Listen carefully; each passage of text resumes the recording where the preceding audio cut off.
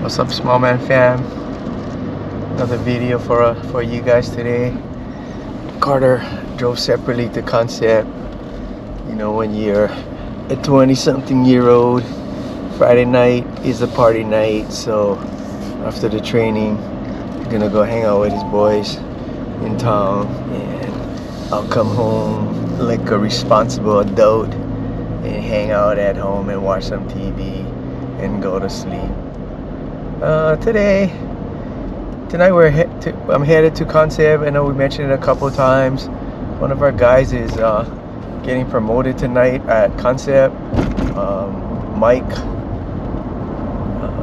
He started off at Concept back when it was at just a studio at Maya's house.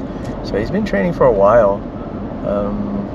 Brings his daughter once in a while. When I first started, his wife used to come too, but kind of heard the wife is maybe a little intimidated now to come since it's gotten so much bigger. But you know, she should probably come back. There's a lot of good people there. Like, I don't know, maybe she'll come back after. Maybe she'll be motivated after Mike gets his blue belt. Yeah. It's kind of funny that they kind of try to tell him to come without telling him to come, right? I mean, so they want it to be a surprise, so we'll see how it turns out. I'm gonna try to record as much of it as I can, without being disruptive to the process. I don't know if we're gonna do the traditional belt whipping, or we're just handshaking, or I guess this is the first time it happened, so this will be setting the precedence of how it goes. Yeah. I wish there were more competitors at my size and age and belt at like the tournaments, like at least Naga. But the one person that I always compete with, Stu, told me he wouldn't be competing, so probably won't be entering Naga. So I'm just gonna have to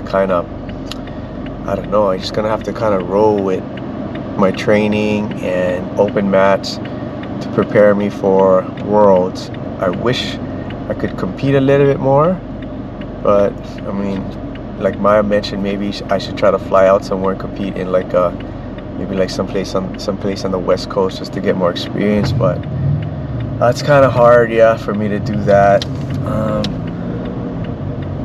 I know that the more experience you have, the better it is for competition, but it's hard, yeah, even for Cart, because Cart's so small and young.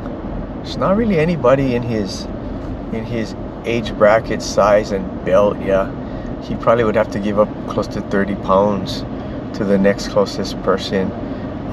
He probably would be pretty much a bit younger than the person too, but I don't know, he wants to compete. I know he got that fire after the Submission Battleground. He wasn't satisfied with his performance.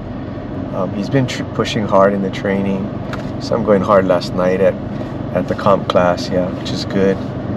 Hard but smart, yeah. So tonight should be a good class. Hopefully we got a good turnout for Mike's promotion. One of the topics that I was telling Cart I wanted to talk about was who some of the favorite roles we had with. I don't know, he wasn't as excited about that as I was, so I think I'll just talk about that topic today since he's not here. One of the first people that I really rode with, that I experienced that, I said, man, I want to be like that guy one day, is Larry Ho. I rode with that dude. Like, there was nothing that I could do that he couldn't just gracefully counter. It was like I was like floating on a cloud. As soon as I try to move something, he would just move and counter me, and absolutely no strength, no intensity, just super smooth rolling. Yeah, I was impressed. For a long time I wondered if anybody else, I mean, he's a big dude too, and he moves smoothly. So the next person that I encountered that rode like that was the professor at Trilogy, Desi, another big dude, but rode with him, like, same thing, like I was on a cloud, and at that time I was already a purple belt, and he just kind of toyed with me. Obviously, he has a lot more experience, and and a lot of that, but it was just all pure technique. Yeah, it was just crazy how smooth he was. Yeah, and then I guess the next person I encountered like that is Jeremy over at Trickster. Same thing, right? No strength, no intensity. He's probably going like 25%. I mean, he could just sweep me at will. Yeah.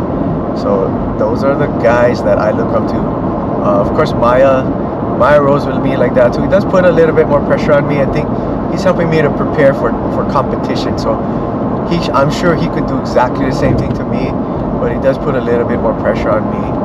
Another person that I admire for that type of rolling is Kaimana at Trickster.